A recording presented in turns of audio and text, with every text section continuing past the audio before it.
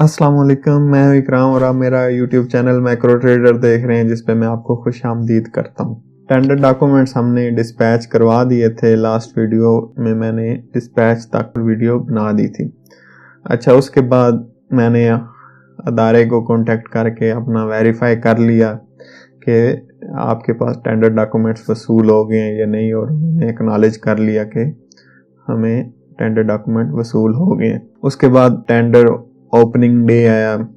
मैं या मेरा कोई रिप्रेजेंटर टेंडर ओपनिंग पे नहीं गया था, अदरवाइज शायद मैं उधर की भी कोई वीडियो क्लिप आपको दिखा देता। लेकिन टेंडर ओपनिंग में हमारी टोटल जो है वो 5 पार्टियां आई, यानी टोटल जो पार्टिसिपेंट थे, और मुझे आइडिया नहीं है कि कितने ने पार्टिसिपेट किया फिजिकली या नहीं किया, लेकिन 5 कंपनियों ने बिड किया और वो बिडिंग ओपन हुई टेंडर ओपनिंग डे टाइम पे। और उसके बाद मैंने कोई 3-4 दिन या हफ्ते बाद उनसे कांटेक्ट किया कि जी इस तरह एक टेंडर हुआ था और उसकी कंपैरेटिव स्टेटमेंट मुझे शेयर कर दें। इसके साथ अगर कंपैरेटिव स्टेटमेंट आप अदारे से भी मांग लेते हैं या आप उनसे वर्बली पूछ लेते हैं कि कितनी कंपनियां थी और क्या क्या रेट था, वैसे ही बता देते हैं। और एक टाइम होता है, उस टाइम में आप वो पेपरा, जो मैंने एड सर्चिंग की वीडियो बनाई थी ना, उसमें एक्टिव एड्स में वो एड्स आ रहे होते हैं जो जिनके भी लास्ट डेट आई नहीं होती। जिनकी लास्ट डेट गुजर जाती है ना, वो अचीव एक और अलग टैब होता है, उसमें चले जाते हैं, यानी वो रहते वेबसाइट पे ही हैं। तो अगर आप उधर से वो वाला टेंडर डॉक्यूमेंट सर्च करें तो उस पे अदारा जो है अपनी कंपैरेटिव स्टेटमेंट अपलोड भी कर देता है अपनी वर्किंग करके। तो अगर मैं आपको इसी वीडियो में दिखा भी दूं तो अगर पेपरा पंजाब पे हम जाएं, पेपरा पंजाब पे आप उसको पब्लिक प्रोक्योरमेंट जाएं, ये अचीव का टैब आ रहा है। इसको अगर हम ओपन करें तो इसमें जो एक्सपायर, यानी ये ऊपर एक्टिव का आ रहा है ना, एक्टिव में जो अभी एक्सपायर नहीं हुई, जिनकी अभी वैलिडिटी है, वो टेंडर डॉक्यूमेंट्स आते हैं। लेकिन अचीव में जो जिनके वैलिडिटी ख़त्म हो गई है वो आ जाते हैं। नीचे वैल्यूएशन रिपोर्ट्स हैं, टेक्निकल एवैल्यूएशन, फाइनेंशियल एवैल्यूएशन। तो इसमें अब ये देखें ना, एवैल्यूएशन रिपोर्ट आ रही है।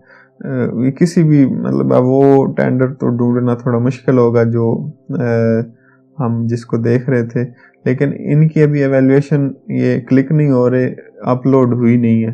लेकिन अगर आप थोड़े से पुराने को टेंडर देखेंगे तो उनकी एवैल्यूएशन रिपोर्ट आपको जिन्होंने अपलोड कर दी हुई है वो एवैल्यूएशन रिपोर्ट इधर से वेबसाइट से भी मिल जाती है। वो कंपैरेटिव स्टेटमेंट भी उसमें ही शामिल होती है एवैल्यूएशन रिपोर्ट में, कि किस बिडर ने क्या पार्टिसिपेट किया, कितना रेट दिया, कितनी पार्टीज थी, और जो भी उसकी एवैल्यूएशन क्राइटेरिया सेट किया होता है उसके मुताबिक एक रिपोर्ट जनरेट करके वो पेपरा को पब्लिश कर देते हैं। अच्छा, एवैल्यूएशन रिपोर्ट के बाद मैं अपनी उस प्रोसेस पे आता हूँ। तो उसमें मैंने उनको कॉन्टेक्ट किया, पूछ तो मैंने उसी दिन ओपनिंग के नेक्स्ट डे लिया कि कितनी पार्टीज आई थी, और उन्होंने बता दिया। उसके बाद जनाब मैंने हफ्ते बाद उनसे कंपैरेटिव स्टेटमेंट ली, और कंपैरेटिव स्टेटमेंट में ये 5 पार्टियां थी, इनके ये नाम है, और ये डिस्क्रिप्शन ऑफ आइटम थी, क्वांटिटी, यूनिट, कोटेड रेट और टोटल रेट जो थे, और नीचे लिखा हुआ था कि note as per comparative statement lowest bidder is macro traders. तो मतलब ये हमारा टेंडर निकला है। पेपरा को जब ये रिपोर्ट करते हैं तो इसमें इस रिपोर्ट को चैलेंज करने के लिए 1 वीक टाइम होता है, कि अगर कोई दूसरी पार्टी इस चीज़ को चैलेंज करना चाहती है कि नहीं इसमें कोई मतलब रेट लेट्स सपोज हमारा कम था, या कोई किसी किस्म का भी डिस्प्यूट, तो 1 वीक का वो टाइम होता है। 1 वीक वो गुजरा, उसके बाद उन्होंने मुझे जो व्हाट्सएप भी कर दिया परचेज ऑर्डर, और मेरे एड्रेस पे परचेज आर्डर डिस्पैच करा दिया। अच्छा, ये कंपैरेटिव स्टेटमेंट है, नीचे स्टैम्प साइन हुआ था। उसके बाद ये जनाब हमें परचेज आर्डर रिसीव हो गया फ्रॉम जो ऑर्गेनाइजेशन थी, पीओ नंबर आ गया, डेट 31 अगस्त को हमें ये उन्होंने इशू कर दिया परचेज आर्डर, और इसमें इन्होंने हमें कि आपका ऑर्डर कंफर्म हो गया और आप विद इन 15 डेज जो है हमारी ये डिलीवरी कंप्लीट करें। और विद इंस्टॉलेशन था तो जाहिर सी बात है डिलीवर करके इंस्टॉल करने थे। तो जनाब फिर हमने वो अरेंज किया और डिलीवर करा दिया, और डिलीवरी ये उनके ऑफिस पहुंच गई। उसके बाद इन्होंने इंस्पेक्शन की, इंस्पेक्शन के बाद इंस्पेक्शन रिपोर्ट बनी। इंस्पेक्शन रिपोर्ट के बाद हमारा वो इंस्पेक्शन में क्लियर हो गया और हमने फिर इधर से बिल प्रिंट किया और उसको हमने बिल विद डिलीवरी चालान और बिल वो डिस्पैच करा दिया। बिल हमारा प्रोसीड हो गया। बिल प्रोसीड होने के बाद फिर मैंने अपना कोई रिप्रेजेंटर भेजा और उसके साथ उसको एक रिक्वेस्ट भेज दी अर्नेस्ट मनी रिलीज करवाने की, क्योंकि हमने अपना जॉब कंप्लीट कर लिया हुआ था और इंस्पेक्शन ओके हो गई थी। इट्स मीन अब हम अर्नेस्ट मनी जो है वो रिलीज करवा सकते हैं। तो मैंने अर्नेस्ट मनी की भी साथ ही रिक्वेस्ट भेज दी। तो इस तरह मुझे ये चेक जो उसकी पेमेंट थी और जो मैंने अर्नेस्ट मनी का CDR करवाया हुआ था वो उन्होंने कैंसिल करके मुझे वापस कर दिया।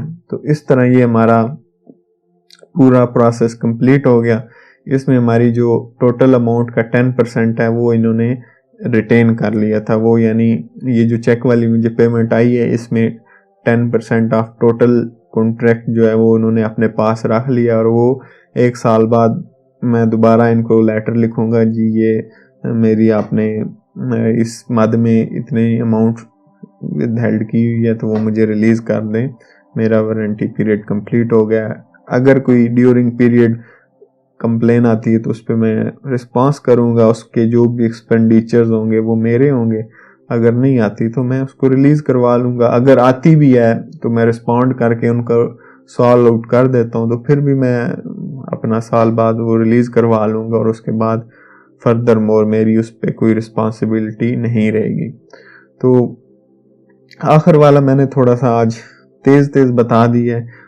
उसकी वजह ये है कि जब आपको काम मिल जाता है तो उसके बाद तो आपको वैसे ही पता लग जाता है, पदारे आ जा रहे हैं तो मतलब एक्टिविटीज़, जाहिर सी बात है थोड़ी सी फिजिकल एक्टिविटीज़ उसमें होती हैं, लेकिन ये सारा प्रोसेस था। और इस तरह एक टेंडर पब्लिश होने से लेके पेमेंट रिलीज़ होने तक, और जाहिर सी बात है ये मैंने चेक फिर जो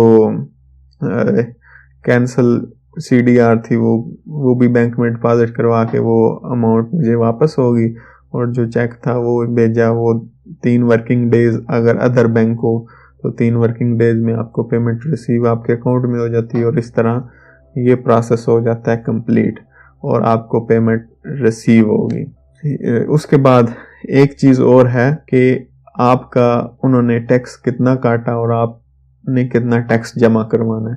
ये एक टैक्स की एक चीज़ रह जाती है जो आप नेक्स्ट मंथ फाइल करते हैं, वो मैं इंशाल्लाह किसी वीडियो में बता दूंगा। लेकिन टैक्स कैलकुलेशन के लिए मैंने वीडियो ऑलरेडी बनाई हुई, उसमें ये तो मैंने बताया था कि ये टैक्स अदारा काट लेगा और ये टैक्स आपके पास आएगा और आप FDR को जमा करवाएंगे, या आपके पास इनपुट है तो वो इनपुट एडजस्ट हो जाती है और जो वैल्यू एडिशन आपने की होती है तो वो इतनी अमाउंट आप डिपॉजिट करवा देते हैं। तो ये दोनों, ये फिर टैक्स वाली एक वीडियो अलग से मैं बना दूंगा। और बाकी टैक्स फाइल करने के लिए आप डेफिनेटली अपने कोई ना कोई लॉ फर्म या किसी वकील से करवाते हैं, तो वो क्योंकि प्रोफेशनल होते हैं तो वो आपको गाइड भी कर देते हैं और उसको किस तरह से करना है वो कर लेते हैं। खैर, आज का ये जो जर्नी थी ये कंप्लीट हुई।